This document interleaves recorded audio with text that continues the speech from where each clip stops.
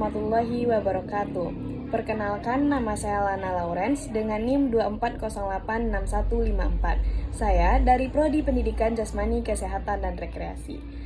Pada kesempatan kali ini, saya ingin menjelaskan materi yaitu mengenai penyelenggaraan sistem pendidikan nasional mencakup yang pertama, perbedaan jalur, jenjang, dan jenis pendidikan menurut Undang-Undang Nomor 20 Tahun 2003, dan yang kedua, penjelasan mengenai dasar, fungsi, tujuan, dan prinsip standar nasional pendidikan nasional, dan yang ketiga yaitu pendapat pribadi, bagaimana penerapan prinsip standar nasional pendidikan dapat meningkatkan mutu pendidikan.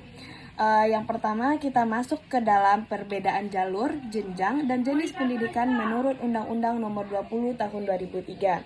Yang pertama yaitu jalur pendidikan.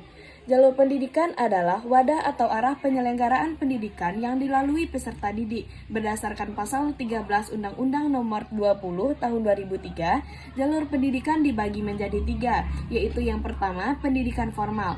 Pendidikan formal yaitu pendidikan yang terstruktur dan berjenjang seperti SD, SMP, SMA, dan perguruan tinggi. Dan yang kedua itu adalah perguruan atau pendidikan non-formal.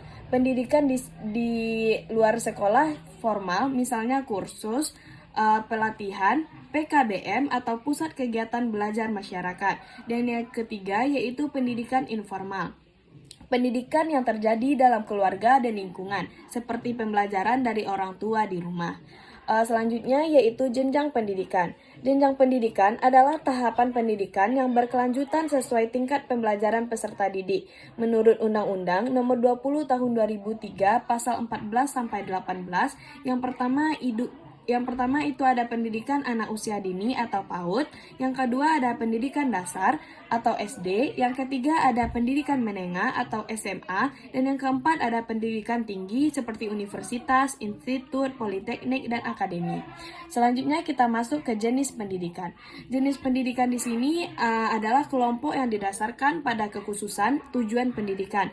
Menurut Undang-Undang Nomor 20 Tahun 2003, Pasal 15, jenis pendidikan meliputi yang pertama pendidikan umum, pendidikan kejuruan, pendidikan akademik, pendidikan profesi, pendidikan vokasi, pendidikan keagamaan, dan pendidikan khusus yaitu untuk peserta didik berkebutuhan khusus. Yang kedua, kita masuk ke materi dasar, fungsi, tujuan, dan prinsip standar nasional pendidikan. Yang pertama itu ada dasar hukum. Standar Nasional Pendidikan atau SMP diatur dalam pasal 35 Undang-Undang Nomor 20 Tahun 2003 dan Peraturan Pemerintah Nomor 19 Tahun 2005. SMP menjadi tolak ukur mutu pendidikan nasional yang wajib dipenuhi oleh satuan pendidikan di seluruh Indonesia. Selanjutnya itu fungsi standar nasional pendidikan.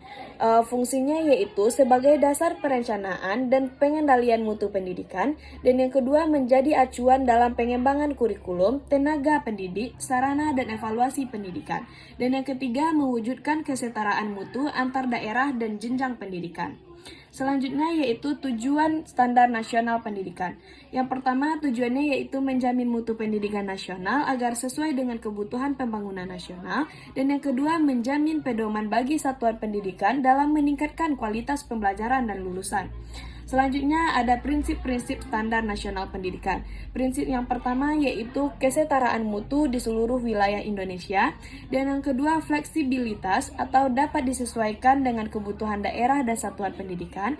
Dan yang ketiga itu berorientasi pada peserta didik dan proses pembelajaran aktif. Selanjutnya kita masuk ke pendapat pribadi mengenai penerapan prinsip standar nasional pendidikan untuk meningkatkan mutu pendidikan. Jadi, menurut saya, penerapan prinsip standar nasional pendidikan dapat sangat meningkatkan mutu pendidikan apabila diterapkan secara konsisten di semua satuan pendidikan. Contohnya saja di jenjang sekolah dasar atau SD, bisa menerapkan prinsip kesetaraan. Misalnya, pemerintah perlu memastikan semua SD, baik di kota maupun desa, memiliki sarana belajar yang memadai dan guru yang berkualitas. Contoh lainnya yaitu prinsip berorientasi pada peserta didik. Misalnya, pembelajaran dikembangkan berbasis proyek dan aktivitas nyata seperti project based learning atau bukan sekadar hafalan. Mungkin hanya itu yang bisa saya jelaskan dan yang bisa saya presentasikan. Jika ada saya salah, saya mohon maaf. Wabillahi taufik wal hidayah. Wassalamualaikum warahmatullahi wabarakatuh.